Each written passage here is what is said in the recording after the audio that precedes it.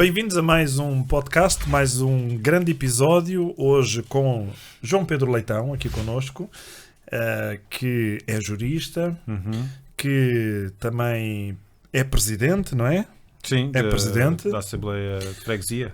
Que escreveu um livro, já vamos saber aí que crónicas é que ele tem para nós, mas não só crónicas, ele traz ali muitas frases sublinhadas para nós discutirmos aqui neste podcast. Acho que hoje, além de ser um podcast para conversa, vai ser uma coisa com muita informação.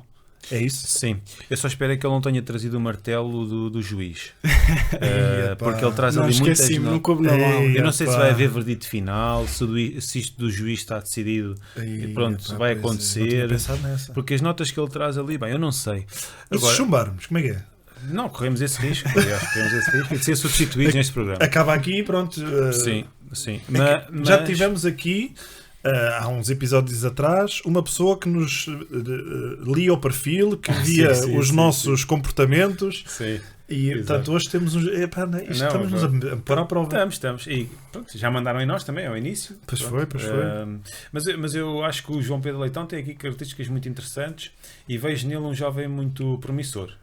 Sim, acho que pode fazer a diferença na sociedade e por isso é um gosto tê-lo cá. Vamos lá ver o que é que ele vai nos acrescentar aqui, ou como é que ele vai levar o desporto connosco. Exato. João Pedro, é verdade isto tudo que estamos aqui a dizer ou desde já acabou aqui a conversa? Em primeiro lugar, quero agradecer o convite e a oportunidade de estar aqui hoje com vocês, a discutir a saúde, a discutir temas que são fundamentais para a sociedade e principalmente também para os jovens. Acima de tudo, queria começar por dizer que ao nível daquilo que são os tópicos mais, digamos, interessantes e que nós devemos discutir, designadamente a saúde mental, que está diretamente conectada com aquilo que é a própria saúde física. Portanto, e nós em Portugal, por exemplo, segundo uns dados também da OCDE, em Portugal 22% dos jovens desta idade têm excesso de peso, um valor acima da média da União Europeia que se fixa em 19%, e efetivamente existe esta conexão. Portanto, é preciso nós cultivarmos nos jovens e incentivarmos os jovens também a se alimentarem bem, a terem cuidado também com a sua saúde e a praticarem desporto. Em relação à primeira questão, para não vou fugir à questão. Estava a ver que, como o jurista já estava a fugir. Em relação à primeira questão, sim, é verdade, sou jurista, estou a tirar o mestrado também e gosto muito de Direito, porque Direito é aquilo que nos rege enquanto sociedade e... Enquanto jovem, também gosto de olhar para o direito com essa matriz de importância social e é por isso que hoje também estou aqui, é por isso também que gosto de fazer política, porque é arte de nós podemos contribuir para a nossa comunidade de forma próxima, como por exemplo as juntas de freguesia ou até mesmo as câmaras municipais, e é também com essa paixão que hoje também estou aqui para discutir e debater com vocês. Olha, boa, eu não sei se tenho boas notícias para ti, que só nesta tua introdução tenho aqui 4, 5, 10 perguntas. Não sei se sabes, mas eu sou o curioso. E então hoje vamos ter aqui muita curiosidade para tirar cá para fora. Tu já tocaste aqui num tema que eu acho que é interessante, se calhar começamos por aqui, a obesidade na juventude. E também já disseste aqui algumas boas práticas que eles podem ter, como praticar desporto. Achas que é mesmo um problema que nós temos hoje em dia, a obesidade? E porquê que isto acontece? A nível dos dados, por exemplo, também nos adultos, acho que também é importante frisar que a taxa de obesidade é 17%, um valor também ligeiramente acima da média da União Europeia, e a obesidade é uma das principais causas de mortalidade, muito acima de, por exemplo, erros alimentares, que é o que também se diz neste relatório, e também é algo que está acima e provoca também mais morte do que, por exemplo, o tabagismo.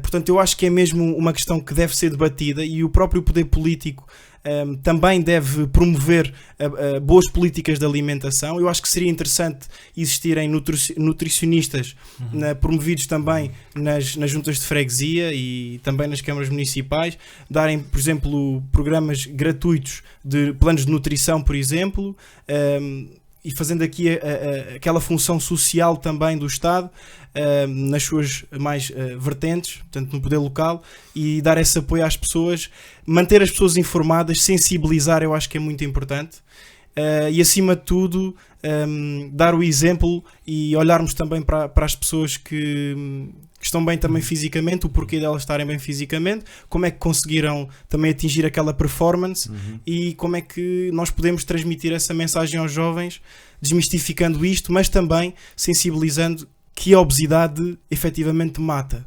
Portanto, e tu falavas aqui, só para reforçar, 22% nos jovens, 17% nos adultos. Certo. A nível da obesidade, era isso, não era? Certo, exatamente. Ambos acima da média da União Europeia. Exatamente. Okay. Sim. Olha, não sei se tinhas esta ideia, mas é uma das coisas. Sim, eu, infelizmente. Enquanto preparas aí a tua pergunta, era um comentário teu de coisas reais que a gente vê no dia a dia. Por exemplo, nós temos aqui uma equipa lindíssima, como tu já pudeste ver. É verdade. Mas eu vi pessoas antes de vir para aqui comer gomas. Isso também não é uma boa prática, para não? Eu acho que a liberdade é um direito e um valor fundamental. Ok.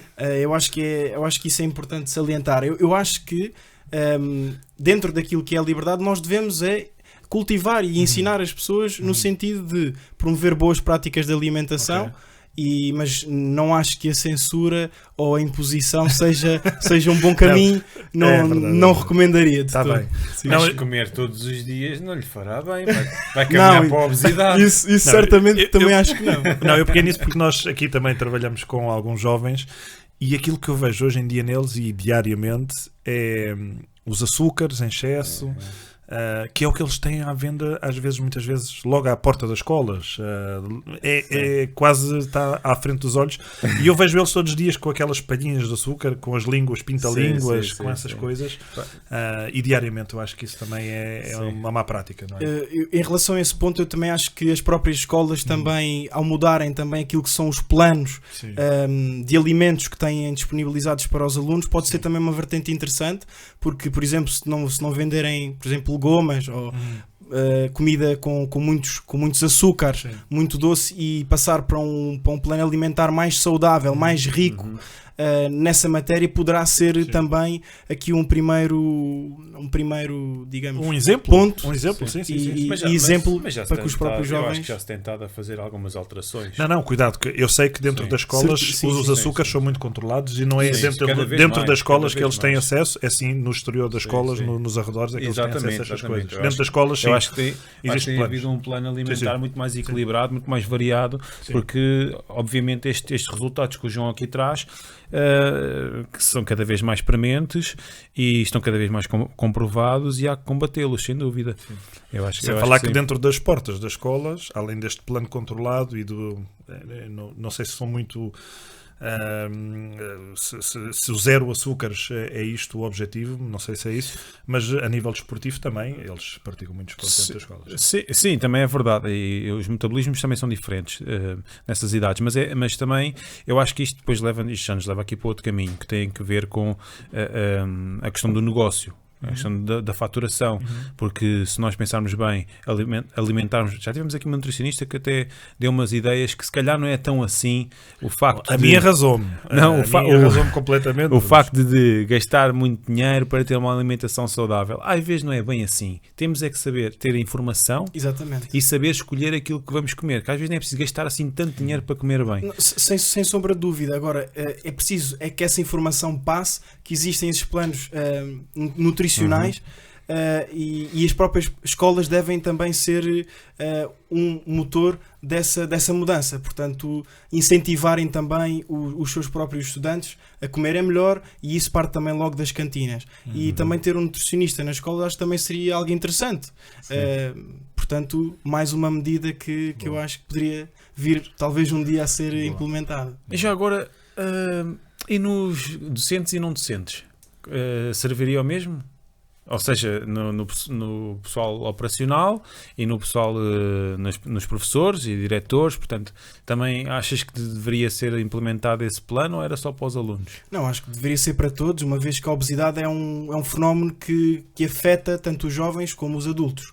Portanto, eu acho que este plano nutricional deveria abranger não só estudantes, mas também os próprios docentes, que acho que seria aqui interessante, porque acaba por ser uma prática quase de reflexo, de espelho, em que se os próprios docentes também, os professores começarem também a comer melhor nas próprias escolas, a trazerem também outro tipo de comida, os próprios estudantes também podem se rever naquele tipo de alimentos e na própria forma de alimentar. Sim. Acho que poderá ser também uma influência positiva. João, e que hora misturando aqui isto tudo, que a conversa está boa, e onde é que nisto tudo casa a parte de jurista com a parte desportiva? Muito bem, eu já pratico desporto há muito tempo, não é? Há muito tempo. O desporto também sempre fez parte da minha vida, desde muito novo. O que é que tu praticavas? Ou o que é que praticas? Pratiquei futebol, taekwondo, pratiquei também golfe, ténis, muito ginásio. A partir mais ou menos aí do 9º ano comecei a fazer ginásio e desde então tenho feito muito ginásio. Portanto, corrida também. Sou também nadador Salvador, fui nadador Salvador durante alguns anos. Portanto, também. E gosto de me alimentar bem acima de tudo, porque eu acho que quando nós estamos bem com o nosso corpo, quando nós estamos bem a nível da nossa saúde física, isso também afeta aquilo que é a nossa saúde mental, porque é a pessoa que nós vemos também ao espelho e, acima de tudo, traz-nos mais saúde para o nosso dia-a-dia, temos menos problemas de saúde. É indissociável, não é? É indissociável. Exatamente. Estando bem fisicamente, vai obviamente ter reflexo na condição mental, não é? Sim, pelo menos para mim, o desporto é um pilar fundamental, porque por exemplo, uma pessoa sai do trabalho, vai para o ginásio ou vai dar uma corrida ou vai jogar futebol com os amigos ou vai nadar, etc. Nós acabamos por nos desligarmos um pouco daquilo que foi o dia de trabalho, aquela carga toda excessiva. Mentalmente de trabalho. É positivo. Mentalmente nós desligamos e entramos dentro de um outro mundo em que, pelo menos durante aquele tempo, não há aquelas preocupações todas, nós estamos só focados no nosso treino, às vezes a ouvir a nossa música, a desfrutar o momento e até dormimos melhor e tudo. Pelo menos eu falo do meu caso, chega à cama quando sai do treino e adormece logo. O corpo diz, é tempo agora de descanso. Exatamente. É tempo agora de descanso. Isso é um bom testemunho. Para quem nos assiste é um ótimo testemunho, porque muitas vezes as pessoas não têm muito bem este equilíbrio, não é? Já claro, uma pergunta. Então, e quem treina de manhã? Por acaso ainda hoje... É verdade, é curioso. Mas hoje de manhã, por acaso, estive na piscina, estive a dar umas braçadas. O corpo diz, agora vou ter que aguentar o dia todo. Não, mas acaba por ser uma questão também de mindset, de nós termos autodisciplina, de dizermos que mesmo quando o corpo não quer, ou neste caso a nossa cabeça também não quer, não estamos tão motivados, se nós tivermos aquela disciplina de, de segunda a sexta, ou pelo menos... definirmos, por exemplo, esta semana vou 3 vezes ao ginásio ou 3 vezes praticar desporto, etc. E se tivermos sempre aquela disciplina de não falhar, eu acho que acabamos por criar aqui uma boa rotina. E como eu estava a dizer, hoje de manhã antes de ir para o trabalho estive na piscina, dei umas braçadas mais ou menos 1 hora e comecei, na minha opinião e para mim, comecei logo o dia de forma diferente, mais motivado e com um espírito diferente. Portanto, eu a recomendo. Também aconselhas. Seja ao final do dia, seja ao início do dia. Sim, depois depende também. Encaixa bem. Sim, sem dúvida. Ou para ir para a caminha, ou para ir para o trabalhinho, o desporto é recomendável, é isso? Sim, ou para ir para a escola. Sim, na minha opinião, eu acho que sim. Eu acho que está à vista os resultados também que as pessoas também terão, se tiverem esta rotina, acho que sim, que será um resultado proveitoso. Agora que falaste para ir para a escola, também há um modelo em Sintra muito interessante, que até é com judo, que lá está a disciplina e regras. E concentração, não é? E concentração, que às 7 da manhã, como os pais têm que ir pôr os miúdos, a escola abre mais cedo, antes das aulas, os miúdos ficam ali, têm aula de judo, para já cansam-se, vão menos irrequietos para as aulas, vão mais concentrados, e acho que o dia corre muito melhor. Então, foi uma estratégia que arranjaram ali e que é um modelo muito interessante para... não é? Por acaso, sim. E que acho que faz muito sentido.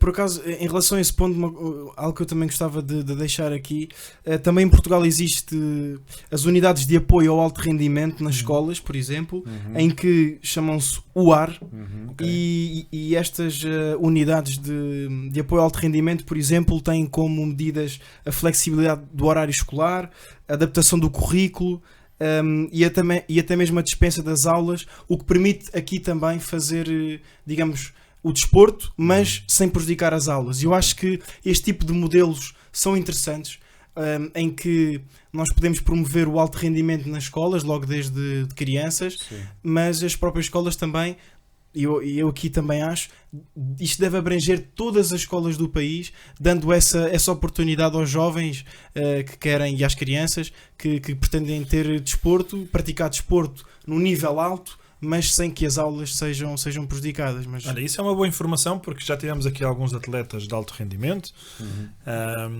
alguns olímpicos, outros que estudam e trabalham ao mesmo tempo, e eu sinceramente não tinha ficado com a ideia como é que eles conseguiam conjugar isto tudo com a escola, com a pressão das escolas, e com os treinos que têm que ter, às vezes bidiários ou tridiários, como é que eles conseguiam conciliar isto tudo? Ou, às vezes, quando têm que ir para os torneios, como é que podiam fazer? Portanto, eles têm essas facilidades de escolar que lhes permite conciliar esse horário, não é? Sim, nem todas as escolas têm, ou seja, e por isso é que eu acho que é importante que todas as escolas tivessem e implementassem este programa, designadamente para dar essa flexibilidade e para que os jovens conseguissem praticar desporto e não prejudicar as aulas.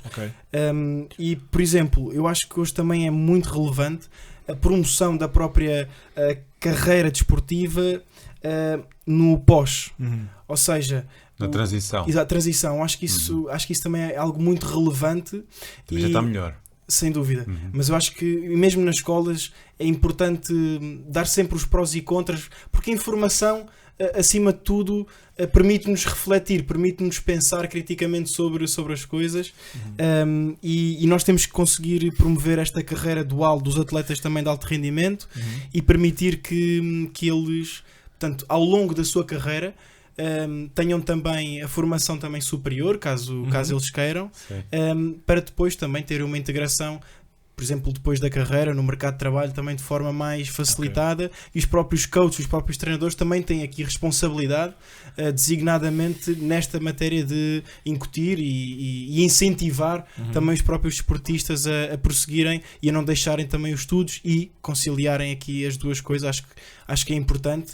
Sim. Mas ainda bem que fizeste essa pergunta, porque pronto, nós aqui conhecemos a realidade de Lisboa, mas tenho curiosidade para conhecer a realidade da Quinta do Anjo e de Palmela, ou seja, as intervenções territoriais são diferentes, não é? E portanto eu gostava de saber como é que, por exemplo, em Palmela, ou na Quinta do Anjo, ou nas outras freguesias de Palmela, como é que se pode então desenvolver o desporto, promover o desenvolvimento desportivo. Eu acho que é muito interessante nós também termos, por exemplo, fóruns desportivos em que debatemos vários temas com pessoas que já deram provas, jovens e pessoas também mais velhas dentro do desporto, que pudessem dar também aquilo que foi a sua experiência, a sua visão do desporto, e isto também poderia criar aqui sinergias positivas. E este tipo de brainstorming acho que também seria interessante para nós também criarmos políticas públicas na área portanto, do desporto. Depois, a nível de infraestruturas, por exemplo, na minha freguesia, acho que seria interessante nós também, por exemplo, termos uma piscina. Acho que seria muito interessante nós termos infraestruturas, por exemplo, polidesportivos, ou seja, em que se pudessem praticar múltiplas modalidades. Acho que também seria algo interessante. Portanto, a organização de iniciativas também com os próprios clubes de futebol, organizar torneios de futebol com recorrência, por exemplo, entre pessoas mais velhas e pessoas mais novas. Acho que seria interessante esta ideia também de nós termos um PT também da própria freguesia, termos os planos nutricionais. Sim. E termos o gabinete de desporto que dinamizasse o desporto em todas as modalidades. E acho que seria algo interessante. Isto por acaso do PT é uma boa ideia, parece, porque hoje em dia nas freguesias cada vez mais temos espaços bons ao ar livre. E vemos muitas pessoas cada vez mais a usá-los como autodesportistas, mas se tivéssemos um PT disponível, se calhar havia muito mais procura nessas zonas. Eu acho que seria interessante. E depois também ao nível de nós temos que investir, acho que é muito importante nos equipamentos desportivos, termos também equipamentos em que as pessoas possam praticar desporto ao ar livre. Acho que em todas as freguesias seria também algo essencial. Parques calisténicos, por exemplo. Exatamente, por exemplo, parques de skateboard, portanto, para fazerem skate, por exemplo. Portanto, é dinamizar aqui espaços em que se possa juntar o convívio aqui à parte do desporto. Mas como é que na freguesia da Quinta do Anjo, quantas pessoas é que lá habitam? E qual é a área em metros quadrados, neste caso em quilómetros quadrados? Temos 52 km quadrados, cerca de 15 mil habitantes, portanto somos uma freguesia grande, somos das freguesias também que contribuem mais para o PIB a nível nacional, somos uma freguesia histórica, uma freguesia com uma identidade muito própria, com uma cultura e com agentes que gostam de participar na vida ativa da sociedade, da própria política. Existe uma grande afluência também de pessoas nas assembleias de freguesia e isso é muito importante, porque são momentos em que... A participação ativa nas políticas. Exatamente, em todas as matérias, porque às vezes eu já ouvi, mesmo em ambientes, em contextos informais, por exemplo, em conversas com amigos, etc., as pessoas às vezes dizem, eu não discuto política porque não percebo de política, e eu digo, mas política é literalmente nós falarmos sobre o mundo, sobre aquilo que são as nossas experiências de vida pessoais. Trocar ideias, não é? Trocar ideias. Discutir às vezes. Exatamente. Como tu dizias aqui no início, que vamos discutir. Vamos embora. Exatamente. É a discussão, é a troca de ideias. Eu acho que é isso que fortalece a democracia acima de tudo. E é nós termos o prazer e gostar de ouvir as pessoas. Porque um bom político, na minha opinião, é uma pessoa que deixa a terra e que não se esquece das pessoas, porque acima de tudo estão os interesses das pessoas. Nós somos eleitos pelas pessoas e acho que esse tem que ser o desígnio do poder local. Ouvir e registar aquilo que são as opiniões, mesmo que nós achemos que são diferentes, porque é nessa diferença que nós também podemos aqui encontrar soluções melhores.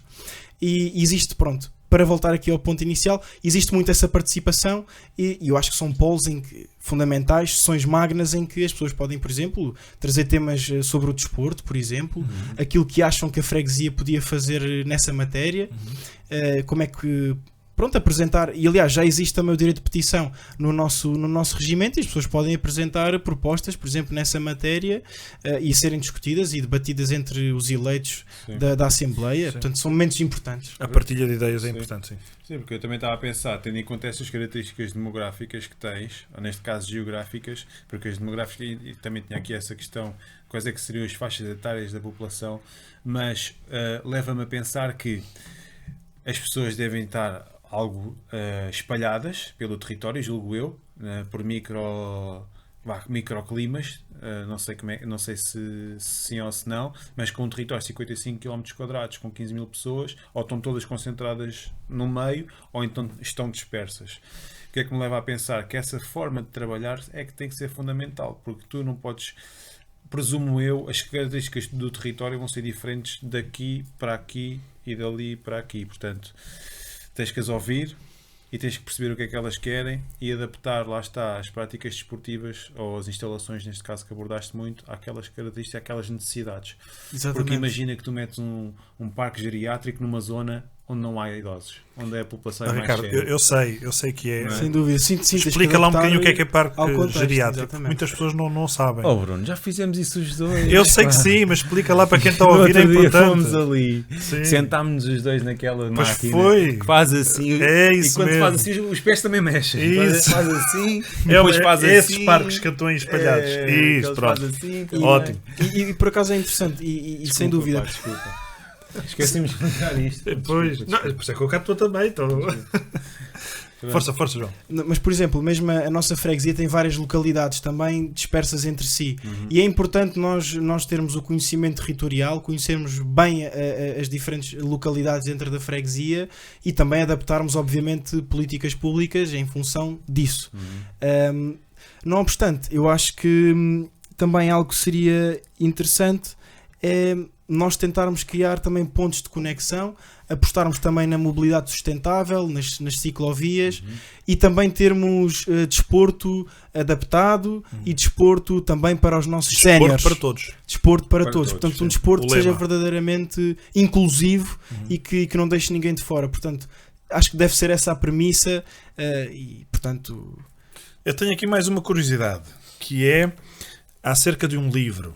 Um livro de crónicas desportivas que anda por aí, que eu sei que... Crónicas do mundo e da atualidade. As desportivas é depois.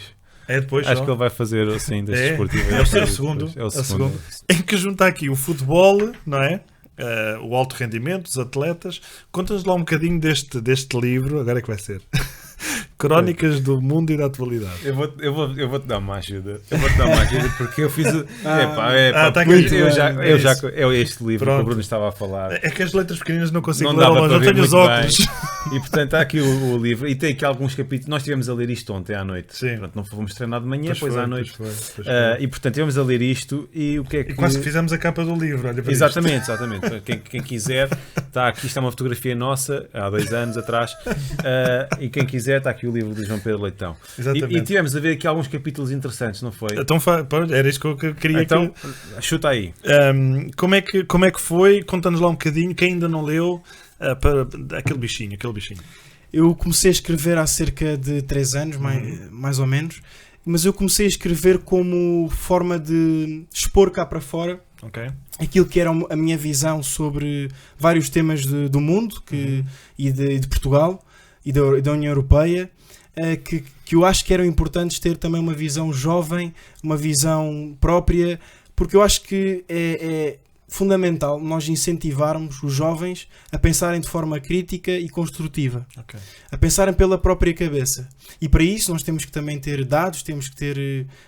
porque os dados também vão influenciar no sentido da construção dos nossos argumentos, mediante aquilo que é a nossa tese, neste caso eu também defendi neste livro, que reúne aqui um conjunto de temas, de crónicas, que também eu fui colocando e publicando em vários jornais do país, designadamente Diário de Notícias, Público, Observador, Setubalense. Desculpa lá. Mas é um veículo de comunicação e de expor as ideias cá para fora. Mas é que tu mandas aqui umas bujardas no livro. Tu mandas aqui umas certas bujardas. Tu não tens às vezes... é que tocas mesmo na ferida. Não tens às vezes algum receio de ser tão crítico em alguns assuntos? Eu acho que é importante nós evidenciarmos aquilo que está mal, mas não é só evidenciar aquilo que está mal. Nós devemos dizer como é que poderíamos fazer melhor, porque o que nós assistimos muito hoje é vagas populistas, ou então mesmo pessoas que somente sabem criticar. Mas eu acho que a crítica é importante, mas para além da crítica, eu acho que nós devemos aportar, trazer algo novo, algo que construa uma solução para essa mesma adversidade apontada. E é o que eu também tento fazer nesse livro. E já agora também uma questão e uma medida que eu também acho que era fundamental nós aplicarmos nas juntas de freguesia, já agora que também aqui me recordei. Eu acho que seria interessante, isto é algo que nunca vi, que era a construção, por exemplo, de um ginásio social.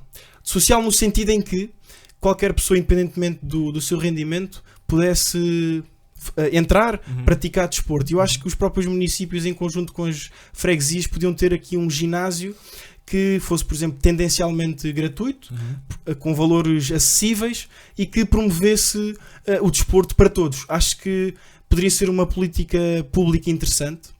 de promoção do desporto, independentemente da condição económica. Não sei se é uma boa ideia que tu vamos dar, mas e nem é publicidade, porque ele já cá esteve. Não, eu ia falar de dois. Temos aqui na freguesia, que nós conhecemos, o ginásio do Jorge Pina, que já foi um dos nossos convidados. Corrijo-me se eu estiver errado da conversa que já tive com ele. Sim. Em que ele faz esta divisão das pessoas com mais rendimentos pagam normalmente, as pessoas que não têm rendimentos, algumas até é grátis, e inclui também a parte de mobilidade reduzida para atletas com deficiência. Isso é muito interessante. Deixa-me só acrescentar outro, que foi também que já cá veio, o António Oliveira, mestre Brancão, que também tem o ginásio Beija-Flor e que inclui o ginásio como uma disciplina curricular. Eu acho que isto é diferenciador também, para além da Academia do Jorge Pina, da forma como está montada, mas o que é também diferenciador é, numa disciplina curricular da Universidade Sénior, tu teres treino personalizado. Tens um grupo de pessoas séniores para mais de 55 anos, onde tens 3 PTs só a tomar conta das pessoas, com um plano individual, 3 vezes por semana. E eu acho a tua ideia muito boa, mas tenho um mas. O mas é, eu acho que as juntas de freguesia e as câmaras devem promover esse tipo de programas, mas não devem centralizar os programas. Acho que devem descentralizar essa competência nas associações. Esta é a minha opinião. Porque senão depois checas os clubes, checas as associações, se as juntas e as câmaras fizerem tudo, o associativismo também perde aqui algum poder, não é? Mas, por exemplo, nesta criação dos próprios ginásios, poderiam ser feitos em articulação direta com estas associações. Exato. Portanto, fazermos aqui um protocolo conjunto. Juntávamos o útil ao agradável. Juntávamos aquilo que é o dinheiro dos contribuintes, que faz parte daquilo que são os nossos impostos, aplicado a uma boa medida que promova o desporto, mas que dê também possibilidade de participação e de ganho também nessa medida em que, Ricardo, tu referiste, dos próprios clubes desportivos, das associações desportivas, que fazem parte das freguesias, dos municípios, também, não é? Para que possam crescer. Porque, ao fim e ao cabo, o que nós queremos é que existam estes, digamos, ginásios, mas que não se seque, obviamente, a prática desportiva dos clubes, das associações. Exato. Boa. Sim, não esquecendo do desporto adaptado, como já tivemos também o nosso Olímpico, que é importante. Muitas vezes é esquecido. E neste ginásio podíamos ter isso tudo, como acabaste também de referir. Portanto, qualquer pessoa, independentemente da sua condição mesmo física, pudesse aceder ao ginásio, termos também máquinas apropriadas também para um treino em que elas também pudessem fazer, independentemente da Olha, sua... fica aqui o convite, se um dia quiseres visitar quer o ginásio do Jorge Pina, quer o ginásio Capoeira Beija-Flor, nós vamos contigo e apresentamos-te e tu vês como é que eles funcionam. Vês o modelo. O modelo para aplicar se calhar noutras freguesias, quem sabe? E pareceu-me muito interessante e é uma grande iniciativa, sem dúvida. Sim. Olha, e por iniciativa, falar em iniciativa, acho que está na hora de fazermos aqui uma pausa antes de tu ires novamente às tuas notas, porque está na hora de te desafiarmos a sério. Porque gostas de desafios? Gosto. Gostas de desafios? Sem dúvida. Pois, então aqui no nosso podcast não é só conversa e discussão, como tu dizias, ainda bem, mas já está na hora do nosso quiz time.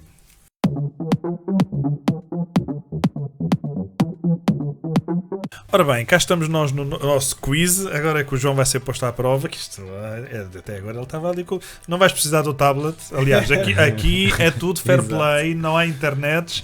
E eu apresento rapidamente. Temos aqui 4 temas e são perguntas que nós vamos tentar enquadrar aqui na nossa conversa para conhecermos melhor o João fora do tablet e fora da parte social. Então temos perguntas sobre desporto, filmes e séries, curiosidades e estas sobre Escolha ao Diabo. Aqui estás por tua conta. As perguntas sobre o desporto, sendo um podcast desportivo, são obrigatórias. Estas já estão aqui escolhidas. Nestes 3 temas, o que é que te sugere curiosidade? O que é que tu gostavas? Podemos ir para o mais difícil. Que é? Vais para o Diabo. Ora bem. Ora bem, o Diabo vai ficar com o Ricardo. Sim. Parece ser assim o mais... Muito bem. Mais difícil. Gostas de ser desafiado? Vamos embora. Ora bem, então vamos começar aqui pelo desporto. Peço que tires 2 cartõezinhos à tua escolha, como tu quiseres, de onde tu quiseres. Duas, para mim, é para mim, claro. Então. Pensava que era para mim. Manipulação de resultados. Viste? É que quer tomar conta disto. E agora vamos colocar aqui duas perguntinhas, agora vamos lá ver. Artes marciais, gostas? Sim. É uma dos esportes que... Taekwondo, já disseste aqui. Também Sim. já pratiquei Taekwondo quando era pequenino. Portanto, uma das perguntas é sobre artes marciais, a outra é sobre basquetebol. Sim, estás à vontade? Queres começar por alguma em especial? Pode ser pela primeira. Artes marciais? Vamos lá. João, a pergunta é: qual arte marcial cujo nome significa mão aberta? Tens 3 hipóteses. A. Karaté. B. Taekwondo. C. Judo. Portanto, qual destas artes marciais significa mão aberta? Isso é uma pergunta difícil. Pois, aqui nem tudo é fácil. Talvez isto não há ajudas, nós não podemos telefonar lá para casa. É assim, eu vou-te ler novamente as respostas e se tiveres muita dificuldade tens aqui a nossa ajuda do público que pode-te ajudar. Então assim, A. Karaté. B. Taekwondo. C. Judo. Qual é que destas qual é que não sei, pode ser com ajudas, pode. Eu estou um bocado mais inclinado a dizer entre quê? Talvez judo ou o Karaté ou o Taekwondo. Eu acho que vai ter que ser tipo um dolitá. A tua inclinação está depois, ok. Está ali um bocado para o judo, talvez. Judo? Não é judo. Taekwondo também não é, portanto era mesmo Karaté. Sabias? Não? Mão aberta, pois é. Significa mão aberta. Pronto, já pelo menos sabes daqui qualquer coisinha, já levas daqui qualquer coisinha. Um especialista em Karaté. Será que o João, o Pina, acertava nesta? Achas? É capaz. Vamos lá ver. O João, se estivermos a ver, manda aí uns comentários sobre esta resposta. Ora bem, segunda pergunta sobre basquetebol.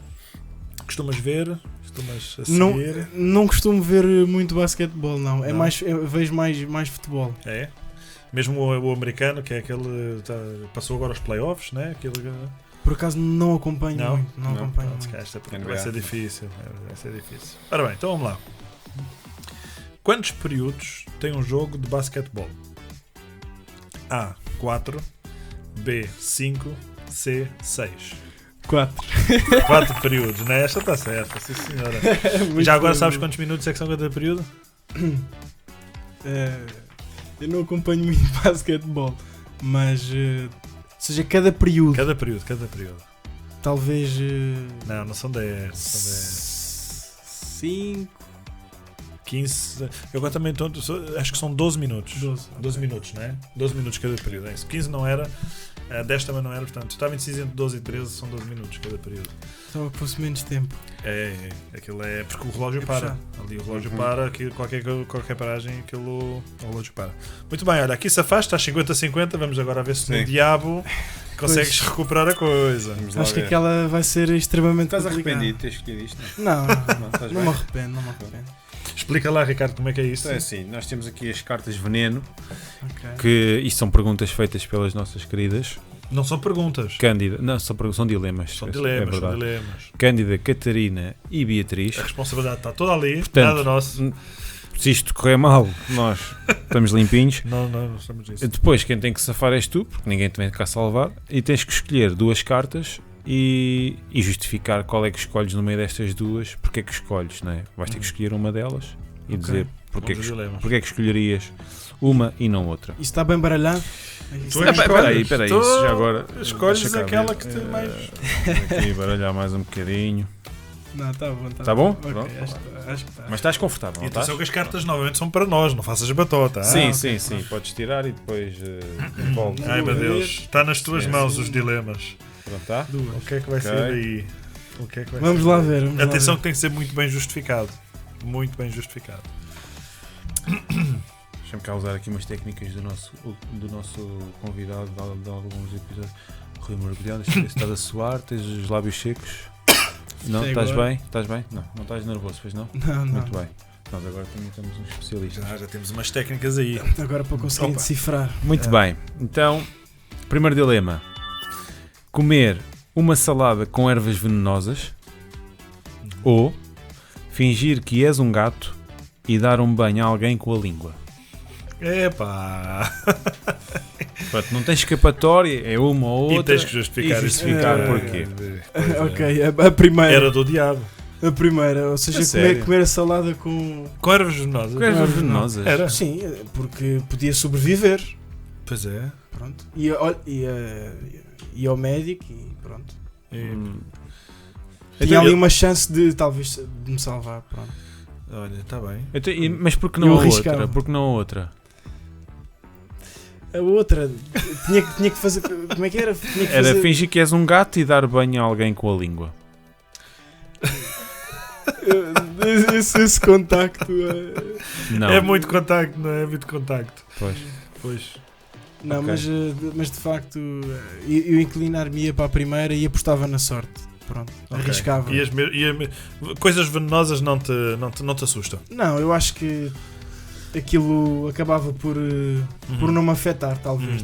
Muito bem, okay. Pronto, foi o nosso quiz time.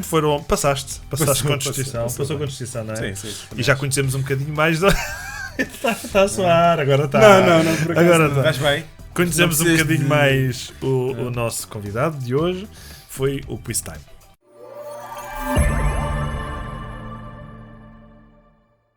Ora bem, foi o nosso quiz time, se fosse bem. E o diabo não foi fácil para ele, não foi nada fácil. Não, mas se fosse bem. Mas olha, eu senti quase que estavas aqui com uns sentimentos, que é uma das coisas que fala ali, que é um dos temas que eu também gosto pessoalmente. Aqui neste. Que é no capítulo 37, página 226. Burnout. Burnout, que é um tema da atualidade, desde a parte de estudantes, desde a parte de trabalhadores, desde a parte de não sei se pensionistas podemos incluir aqui, não sei, olha. O que é que tens a dizer com isto de trabalhar muito não significa trabalhar com qualidade, não é? Ou estudar muito não significa que a coisa corra bem. Sem dúvida. E, por exemplo, 3 em cada 10 jovens já foram diagnosticados com depressão, por exemplo, e 6 já sentiram alguns sinais deste tipo de doença ao longo da sua vida. Portanto, nós vivemos um tempo em que devemos privilegiar a saúde mental. E isso começa logo também no trabalho. Tem que existir também essa flexibilidade. Portanto, eu acho que, e isto é o que eu acredito, a quantidade não é qualidade. Portanto, não é por nós trabalharmos mais horas que vamos produzir mais e vamos produzir com mais qualidade. Está provado que é exatamente o contrário. Exato. Tanto que também agora o projeto piloto da semana de 4 dias de trabalho também começou recentemente. Portanto, eu acho que também seria aqui algo a nós apostarmos também na semana de trabalho de 4 dias e não subcarregarmos as pessoas. A nível da saúde mental, eu acho que também as juntas de freguesia também têm aqui um papel interessante. Já existem também protocolos com a própria Ordem dos Advogados, por exemplo, para nós termos lá também o apoio jurídico. Eu acho que seria interessante, de algum modo, criar-se aqui alguma espécie de protocolo, por exemplo, também com a Ordem dos Psicólogos, e nós termos, por exemplo, um gabinete de apoio à saúde mental, por exemplo, também nas juntas de freguesia, dar esse apoio de proximidade, um apoio gratuito e que pudesse aqui abranger todas as faixas etárias, porque a saúde mental é fundamental. E mesmo as crianças, logo também desde pequenas, devem ser incutidas para poderem brincar, têm o seu tempo de brincar, o seu tempo de estar com os amigos e também não subcarregar também com estudo a mais, com trabalhos de casa a mais, porque é importante que eles pratiquem desporto, que eles tenham a sua vida também de brincadeira com os amigos. Eu acho que, e tu achas que o próprio SNS também, com esta nova realidade, falavas aqui nos 4 dias de trabalho, achas que com esta nova realidade do trabalho à distância isto veio melhorar ou dificultar mais esta questão do burnout?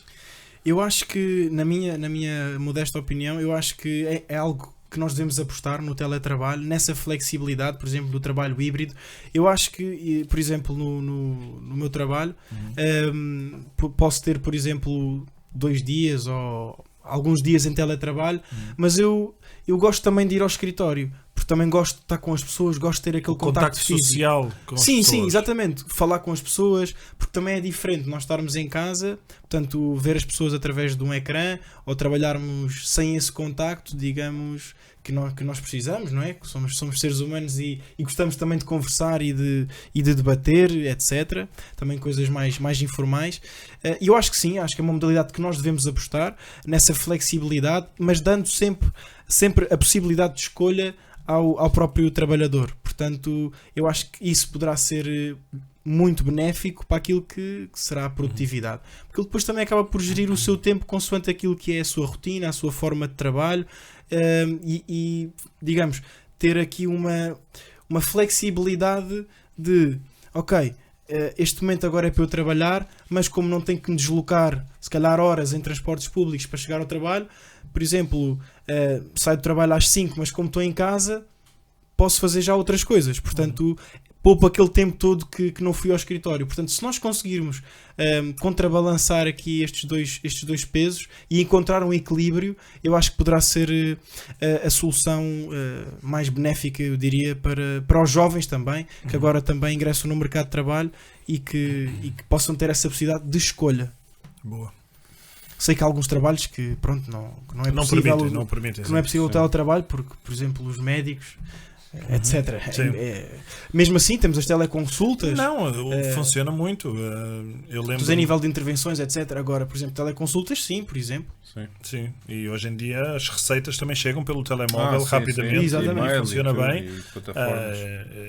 Eu lembro-me nestes novos tempos, de enviar um e-mail à minha doutora e ela rapidamente me envia uma receita. Claro, não era nada muito específico, felizmente, mas sem contacto físico, portanto, com distanciamento físico. Sim, e digitalizar também os serviços acho que é importante. Por exemplo, nós temos o balcão do Serviço Nacional de Saúde, o balcão virtual, que também permite essas teleconsultas, por exemplo, e eu acho que todas as freguesias também deviam implementar esse sistema, que é um sistema do Estado, portanto, que faz parte do Serviço Nacional de Saúde, portanto, apostar nesses mecanismos também digitais e, portanto, complementar com o reforço também que tem que ser feito, obviamente, no Serviço Nacional de Saúde, e integrar no Serviço Nacional de Saúde essa componente, por exemplo, de psicólogos, reforçar também os psicólogos nas escolas, para que qualquer jovem que queira aceder a este tipo de serviços não tenha que ficar à espera, mas que uma eternidade ou muito tempo, mas que possa de forma célere ir ao encontro de um profissional e fazer as suas questões, para que também tenha o feedback desse profissional, e num curto espaço de tempo podem-se provavelmente evitar muitos problemas que poderão surgir se esse tempo de espera e a não existência destes profissionais não existir nesses contextos. No trabalho também acho que é interessante as empresas terem um gabinete também para dar este tipo de apoio aos seus colaboradores, aos seus trabalhadores, porque acho que as próprias empresas também têm que dinamizar isso. E ganham com isso. Porque os próprios trabalhadores também vão estar, na minha opinião, mais motivados, disponíveis para o trabalho. Exatamente. E satisfeitos. Exatamente. E olha, a propósito disso... E isso resume-se em melhores resultados. Sim. Qualidade. A propósito disso, e agora não é sobre o teu livro também tem aqui umas dicas, porque como tu disseste, apresentas as problemáticas e apresentas também as soluções ou possíveis soluções, mas li um livro também muito bom, do professor José Soares, que é o Start and Stop. Aconselho a lerem, que fala muito sobre estas questões da importância do parar, da importância do descansar, da importância de não viver num ritmo em piloto automático.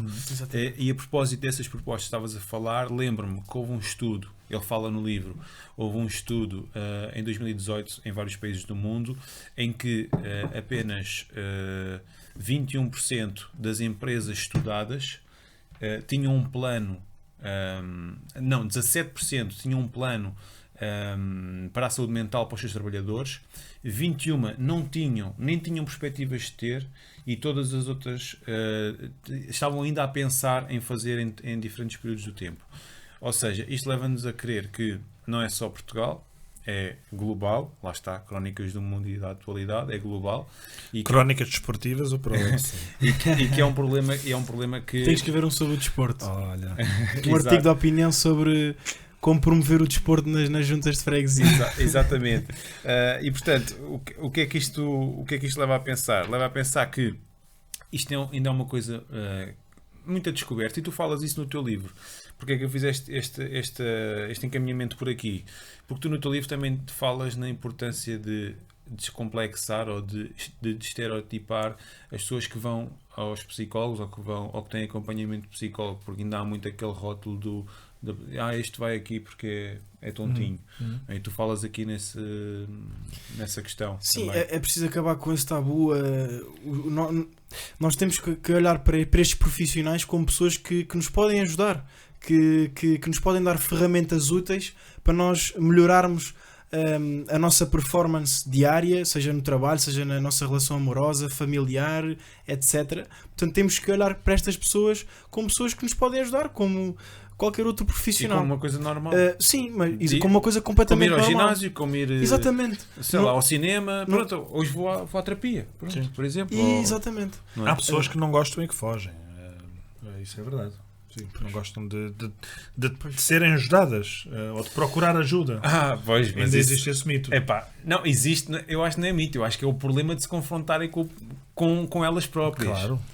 Não quer, ou seja, vamos varrer para baixo do tapete. Sim. Também há isso. E nunca resolvem. É verdade. Sim, nunca resolvem. Sim, mas é sensibilizar. Eu acho que aqui parte muito também o poder político pode fazer, é sensibilizar, dar palestras, eventos abertos, reunir vários especialistas, pessoas de todas as idades, em que se façam perguntas e tenha uma parte de exposição das questões, mas desmistificar toda a importância da saúde mental para aquilo que é o dia-a-dia da nossa vida e para nós conseguirmos até durar mais tempo aqui na Terra. Muito bem. E vivemos mais anos com qualidade. Olha, eu vou cá ficar até aos 120, portanto, se quem me quiser acompanhar também era bom, não é? Chegar assim. Desde que me mexa, não me importa chegar até essa altura. Sim. Mas olha, por acaso no outro dia estava a comentar com o Pina, com o Jorge Pina, e ele tem uma ideia para aproximar a academia até a empresas. E estávamos na brincadeira que era quem olhar, ele vai às empresas tentar motivar as empresas a oferecerem serviços de atividade física e desporto aos colaboradores. Quem olha para o Pina com 47 anos vai dizer assim, eu compro já esta ideia. Porque para chegar aos 47 anos, como ele está, todo atlético, cheio de saúde, cheio de energia, vão pensar assim, se eu meter os trabalhadores assim, isto é só produtividade. Sim. Andam felizes, andam contentes e cheios de força. Não, concordo plenamente contigo. E já há empresas que fazem esses protocolos com ginásios, por exemplo. Mas eu acho que deve ser um exemplo, e todas as empresas seguirem esse exemplo. Acho que seria interessante fazerem protocolos com ginásios também e darem essa possibilidade não só também para o pós-laboral, por exemplo, terem essa possibilidade de praticar desporto e promoverem aquilo que é também, e melhorarem aquilo que é a sua condição física, que depois vai afetar aquilo que é a sua performance também psicológica no trabalho e na sua vida, e vão ter colaboradores ou trabalhadores mais felizes. Mais felizes, pois. Sem dúvida. Isto, podíamos estar aqui o dia todo a falar, que a conversa estava boa demais. Mas eu tenho aqui mais um desafio para o João. Viver melhor, que é um bocadinho que estamos aqui a falar, não é? Quais são as tuas 3 medidas para viver melhor? Ou as 3 coisas que as pessoas devem fazer diariamente para viver melhor? Eu acho que antes disso, eu acho que temos que aumentar os salários, principalmente dos jovens. Okay. Os jovens têm que ganhar mais, têm que ter mais poder de compra para que se possam também emancipar. E com o poder de compra podem, por exemplo, ter também uma qualidade de vida melhor. Isto que tu estás a dizer é que os jovens, por exemplo, no primeiro trabalho, lá porque é o primeiro trabalho, porque são jovens, não têm que ser pagos como iniciantes, têm que ser pagos por aquilo que fazem. Exatamente. Portanto, uma coisa que eu também defendo é exatamente acabar com os estágios não remunerados, porque eu acho que não faz sentido em pleno século XXI nós termos pessoas a trabalharem e a não serem recompensadas por isso. Porque o trabalho, portanto, é fruto daquilo que são as nossas valências, aquilo que é o nosso esforço diário em prol de uma determinada atividade profissional, seja ela qual for, e é completamente imoral haver empresas que utilizem estagiários e os escravizem, é a mesma expressão, somente para não... ou seja, para terem alguém a fazer aquele trabalho e para pouparem dinheiro. Portanto, eu acho que aproveitarem-se das fragilidades não é justo, e aqui o próprio Estado também pode intervir no sentido de acabar com os próprios estágios não remunerados. Por exemplo, na advocacia, recentemente com a agenda do trabalho digno, agora, por exemplo, para o estágio da Ordem dos Advogados, é obrigatório 80% do salário mínimo nacional. Portanto, tentarmos aqui encontrar um valor justo. Sim. Mas eu, na minha opinião, seria sempre pelo menos o valor do ordenado mínimo. Se a pessoa trabalha todos os dias, full time, se trabalha efetivamente... Se faz o trabalho, não é? Exatamente. Sim. Portanto, acho que é um mecanismo também de incentivar os próprios jovens a entrar no mercado de trabalho. E falas nesse incentivo, também eu acrescentava aqui uma realidade que eu conheço e que infelizmente não é uma boa prática, que é... Porque por um lado essa parte é muito visível quando se explora um bocadinho ou muito os estagiários para fazer trabalhos que outras pessoas não querem fazer. Exato. Também tenho conhecimento do contrário, que também não é uma boa prática, que é empresas que querem o máximo de estagiários e depois muitos estão lá sem fazer nada, porque isso não incentiva as pessoas que estão lá a perder o seu tempo. E simplesmente aquela empresa recebe tudo e mais alguma coisa e mais do que necessita, e depois não consegue dar vazão aos estagiários, e eu tenho alguns conhecimentos que não é, ficam com sensações que não é as sensações normais que devem ter. Ou que será que eles recebem em grandes números? Existem várias situações, porque há empresas que ao receber estagiários também recebem à cabeça, por cada um deles. Portanto, e receberem mais, também recebem mais, mesmo que eles estejam lá sem fazer nada. Por outro lado, estão abertos, ou existe uma boa vontade, eu quero acreditar que é por aí, que existe uma boa vontade de receber muitos, e depois não têm trabalho para todos eles, e alguns ficam completamente à deriva. Alguns, se calhar, para alguns é agradável, para outros não é agradável, porque efetivamente querem claro, iniciar a sua vida laboral de outra maneira. Sim, eu acho que, por exemplo, nós temos também os estágios IFP, mas são estágios, por exemplo, que vão até aos 9 meses, e efetivamente também temos que começar por aí, que este estágio seja prorrogável pelos prazos, por exemplo, temporais dos estágios, e que seja reforçado o valor também do estágio IFP, e a própria contribuição também por parte da entidade empregadora. Agora, também tem que existir, obviamente, fiscalização no sentido de boa aplicação desses apoios públicos. Portanto, efetivamente, tentar perceber se as próprias empresas não estão a explorar os estagiários e não os estão, digamos, a utilizar somente para estarem lá a fazer número e depois, efetivamente, não fazerem jus àquilo que deve ser um estágio, que é para aprender, sem dúvida, mas também para contribuir, e por isso tem que haver este justo equilíbrio do salário e daquilo que se produz. Eu acho que é importante, porque a média de salários dos jovens é menos de 1000 euros.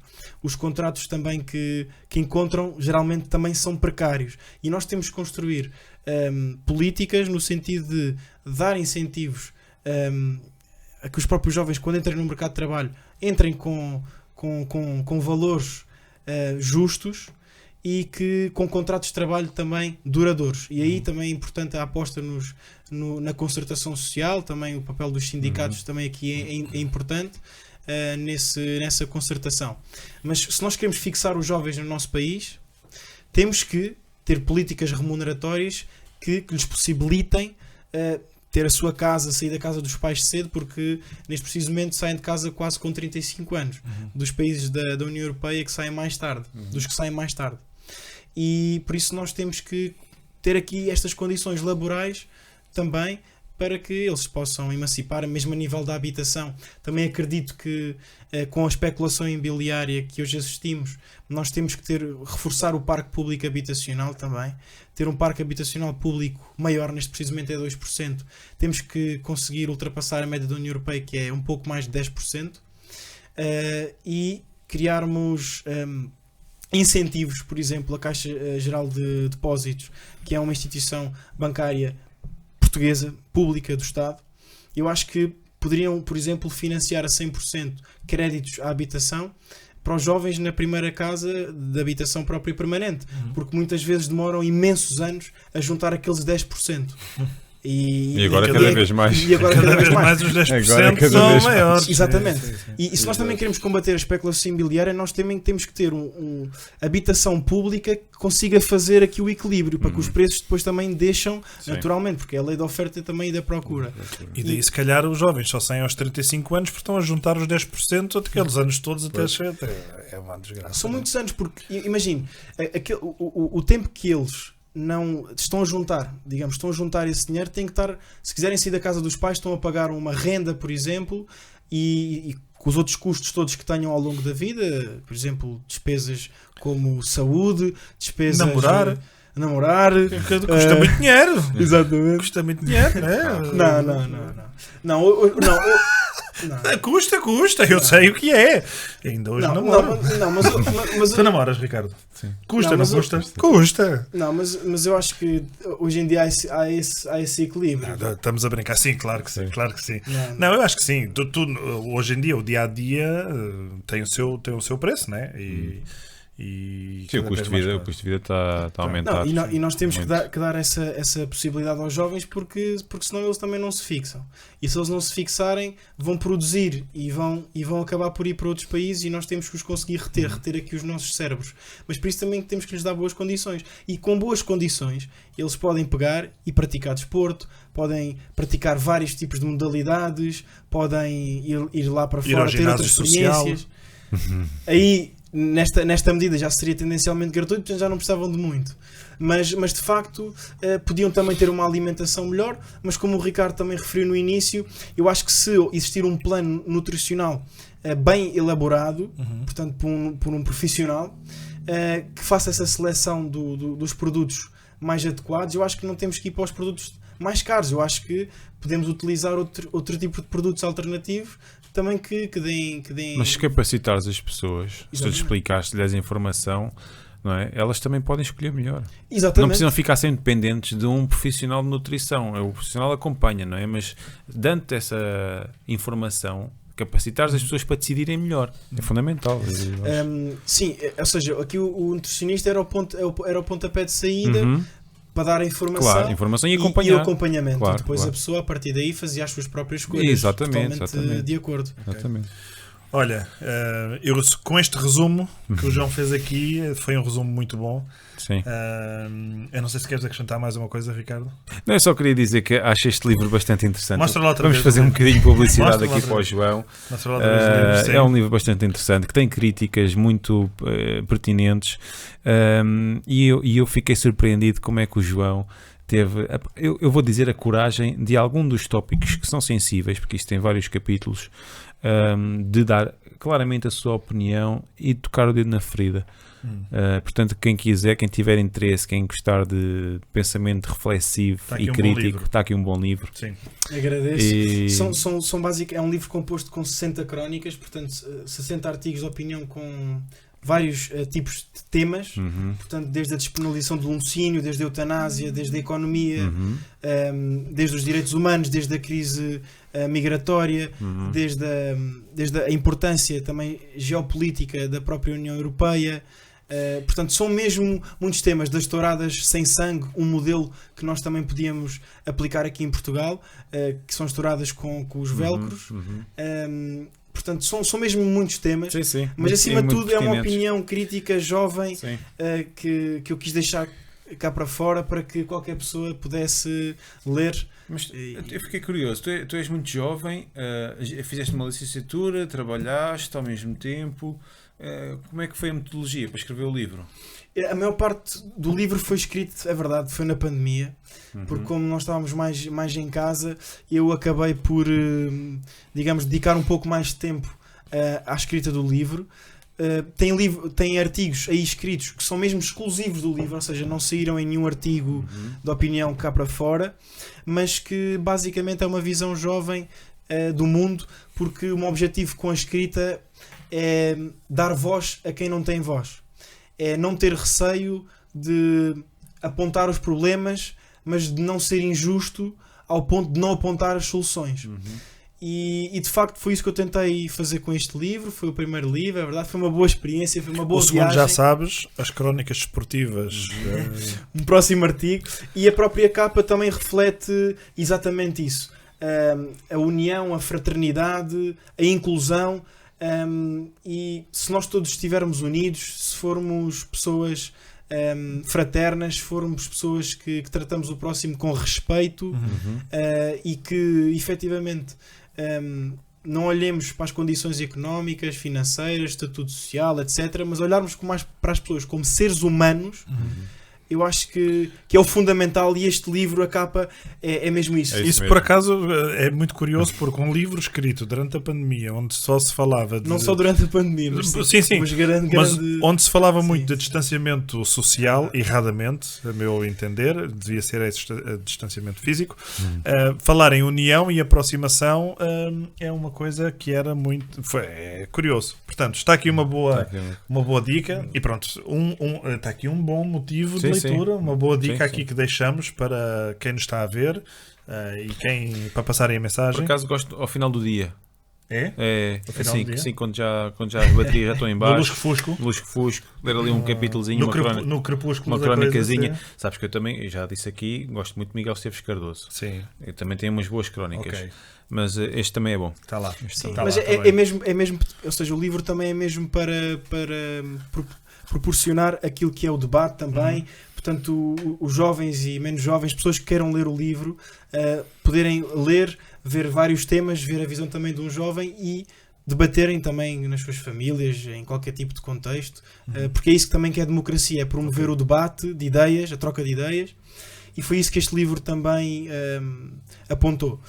E depois, neste livro, tentei descomplicar a política, porque tentei utilizar um vocabulário também mais fácil, mais acessível, porque hoje em dia os políticos... De acesso fácil para os leitores. Exatamente, porque eu acho que os políticos têm que falar de forma mais acessível, principalmente eu diria para mais, que os jovens eu acho que também os políticos com sucesso é quem vai por essa via.